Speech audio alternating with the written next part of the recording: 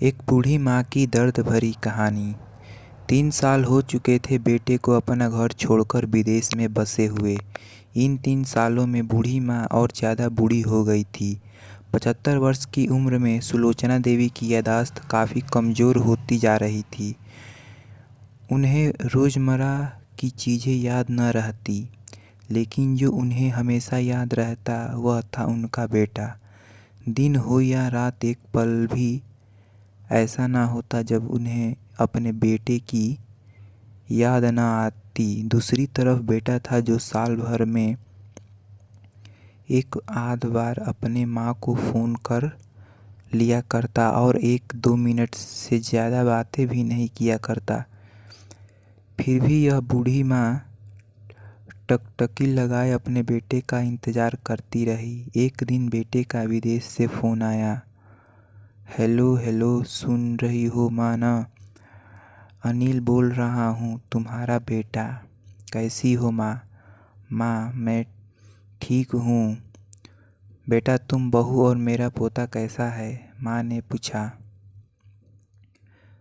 सब अच्छे हैं माँ, मैं अगले हफ्ते गांव आ रहा हूँ माँ तुम्हें लेने।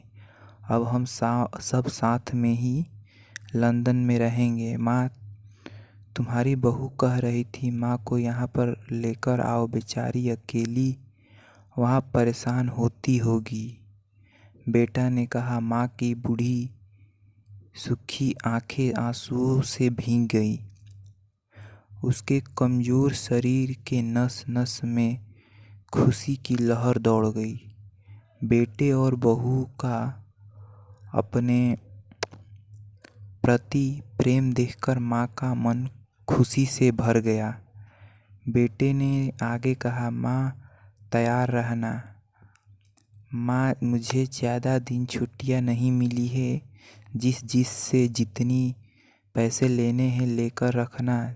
तब तक मैं प्रॉपर्टी डीलर से बात कर लेता हूँ। घर के लिए माँ ने पूछा। हाँ माँ, गांव का घर हमें बेच देना पड़ेगा। अब हम साथ में ही रहने वाले हैं, तो वहाँ पर घर रखने का कोई मतलब नहीं है माँ, बेटा ने कहा। बुढ़ापे की वजह से ठीक से चलने में असक्षम माँ ने पूरे मोहल्ले में घूम घूम कर अपनी इस खुशखबरी को सबको सुनाया। सभी को खुशी हुई। सबको लगा माँ जी के आखिरी दिन अपने परिवार के साथ खुशी से बीत जाएंगे। घर वापस आकर माँ ने अपने घर के कोने कोने को ऐसा देखा जैसे वह अपने दूसरे बेटे को देख रही हो।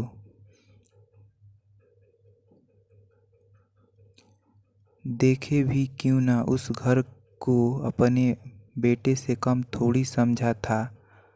अपने पति के साथ 40 साल यहीं तो बिताए थे, लेकिन अब मजबूर भी बुढ़ापे के आखिरी साल बेटे और बहू ने के साथ बिताना चाहती थी। दिल पर पत्थर रखकर घर बेचने के लिए माँ तैयार हुई गई। आनन फानन में बेटे ने घर को आधे दामों पर बेच दिया। माँ ने ज़्यादा नहीं, लेकिन जिन चीज़ों से दिल लगा था उन चीज़ों को समेटा और बेटे के साथ टैक्सी में बैठकर एयरपोर्ट के लिए चली गई। एयरपोर्ट पर आकर बेटे ने कहा माँ से। माँ, तुम यहाँ बेंच पर बैठो, मैं सामान और बोर्डिंग पास की जांच करा कर आता हूँ। वहाँ वक्त लगता है और खड़ा रहना पड़ता है, तुम्हें तकलीफ़ होगी। तुम यहीं आराम करो। मैं यूँ गया और यूँ आया। माँ बेंच पर बैठ गई और बेटा अंदर चला गया। काफ़ी समय हो गया बेटा वापस नहीं लौटा। माँ सोचने लगी ज़्यादा भीड़ होगी इसलिए देर लग रही है। अंधेरा होने को आया। अब तो लोगों की चहलकदमी भी कम होने लगी। माँ को अब चिंता होने लगी। एक कर्मचारी ने आकर पूछा, किससे मिलना है माँ जी आपको? यहाँ पर क्यों बैठी है? डरती हुई आवाज़ में सुलोचना देवी बोली, मेरा बेटा अंदर सामान की जांच कराने गया है, लंदन जा रहे हैं हम। आपके बेटे का कर्मचारी ने पूछा।